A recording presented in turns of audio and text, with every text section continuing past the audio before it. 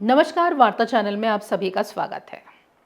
धार्मिक भेदभाव के आरोपों के चलते भारी विरोध के बाद लेंसकार्ट ने माफी मांगी और एक नया ड्रेस कोड जारी किया। कंपनी की पुरानी स्टाइल गाइड में स्टोर कर्मचारियों को हिजाब पहनने की अनुमति थी, लेकिन बिंदी लगाने पर प्रतिबंध था, जिसके बाद हंगामा मच गया। भारतीय चश्मा बनाने वाली कंपनी लेंसकार्ट ने कथित धार्मिक भेदभाव के आरोपों के बाद भारी विरोध का सामना करते हुए सार्वजनिक माफी मांगी है और एक नया ड्रेस कोड जारी किया है। कंपनी के पुराने स्टाइल गाइड में स्टोर कर्मचारियों को हिजाब और पगड़ी पहनने की अनुमति थी, लेकिन बिंदी और कलवा पहनने पर प्रतिबंध था। इसके बाद से भारत में लेंसकार्ट का बहिष्कार करे अभियान चल रहा है। ड्रेस कोड के पुराने संस्करणों के कारण हुई भ्रम के लिए माफी मांगते हुए लेंसकार्ट के संस्थापक पीयूष बंसल ने कहा, मैं स्पष्ट रूप से कहना चाहता हूं कि यह दस्तावेज हमारे वर्तमान दिशा निर्देशों को प्रतिबिंबित नहीं करता है। उन्होंने स्पष्ट रूप से कहा है कि कंपनी की नीति में बिंदी और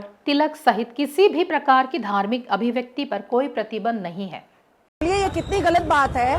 ग्राउंड फ्लोर का हेड बना करके रखा है मोहसिन खान को, और मोहसिन खान अपने इस्लाम से कोई कॉम्प्रोमाइज नहीं कर रहा है। मोहसिन खान अपना पूरा इस्लाम का जितना भी रसूमात है, जितने भी इस्लामिक रिचुअल है, वो इस लेंसकार्ट में पूरा कंप्लीट कर रहा है। और फिर मोहसिन खान सबको मोहसिन खान बनाने की कोशिश कर रहा है। आप सोचिए, ग्राउंड का हेड बनाया है मोहसिन खान को। क्यों हमारे हिंदू लड़कों में क्रेडिबिलिटी नहीं है क्या?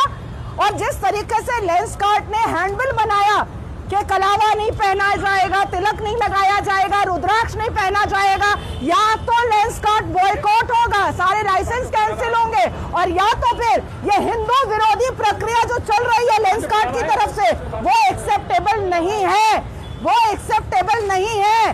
हमारा भारत जो है वो हिंदू राष्ट्र है। 120 करोड़ की जो आबादी है वो हिंदुओं की है। हम लोग क्यों बोलते हैं पाकिस्तान को मुसलमान देश? क्योंकि वहां पर मुसलमानों की आबादी ज्यादा है, तो भारत में हिंदुओं की आबादी ज्यादा है, तो यह हिंदू राष्ट्र है। इसलिए लेंसकार्ट या तो बॉयकॉट होगा, या तो सब में ताला लगेगा, और या तो फिर वो माफी मांगे लेंसकार्ट का मालिक। ऑफिशियल एक इंटरव्यू दे करके, ऑफिशियल स्टेटमेंट के साथ लेंसकार्ट के मालिक को माफी मांगना पड़ेगा। ये संभाजी महाराज की धरती है, पावन धरती है, शिवाजी महाराज की पावन धरती है। यहाँ पर कटमुल्ले का राज और कटमुल्ले का साजिश हम चलने नहीं देंगे।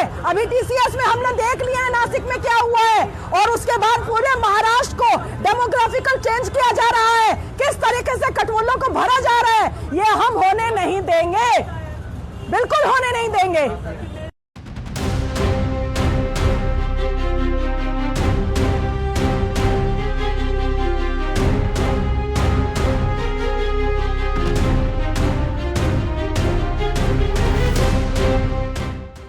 लेंसकार्ट ने बयान जारी कर कहा है कि उसने ग्राहकों और लोगों की चिंताओं को ध्यान से सुना है।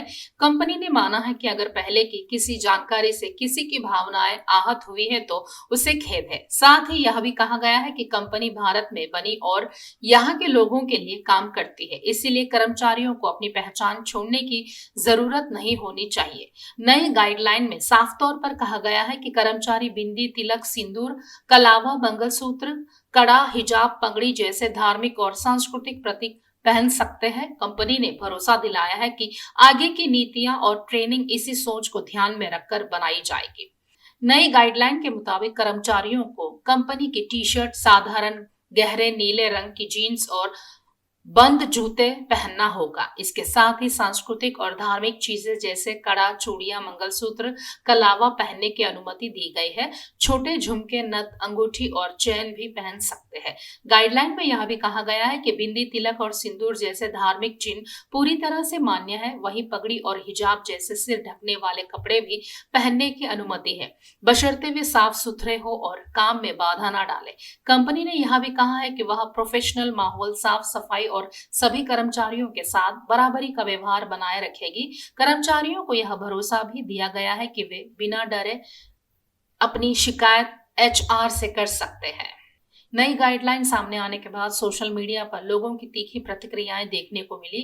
कई यूजर्स ने कंपनी पर भरोसा खोने की बात कही। कुछ लोगों ने कंपनी के खिलाफ विरोध जताने की भी अपील की। एक यूजर ने लिखा कि कंपनी ने नीति बदल दी, लेकिन यह बदलाव पकड़े जाने के बाद किया गया। इसीलिए भरोसा टूट गया है। वहीं कुछ लोगों ने कहा है कि अगर कंपनी भारत की है तो पहले ऐसी पाबंदियां क्यों थी। एक अन्य यूजर ने कंपनी के सीईओ पर भी निशाना साधते हुए कहा है कि पहले इस नीति को पुराना बताया गया, लेकिन अब माफी मांगी जा रही है, जिससे लोगों में भ्रम पैदा हुआ। यह विवाद तब शुरू हुआ जब सोशल मीडिया पर कंपनी के कथित ड्रेस कोड को लेकर सवाल उठे। कुछ लोगों ने आरोप लगाया कि कंपनी कुछ धार्मिक प्रतीकों की अनुमति देती है जबकि कुछ पर रोक लगाती है। इसके बाद कंपनी के सीईओ पीयूष बंसल ने कहा है कि वायरल हो रहा दस्तावेज पुराना है और वर्तमान नीति को नहीं दर्शाता। लेकिन इसी बीच कंपनी के पोंगल से जुड़े एक विज्ञापन को लेकर भी आलोचना शुरू हो गई।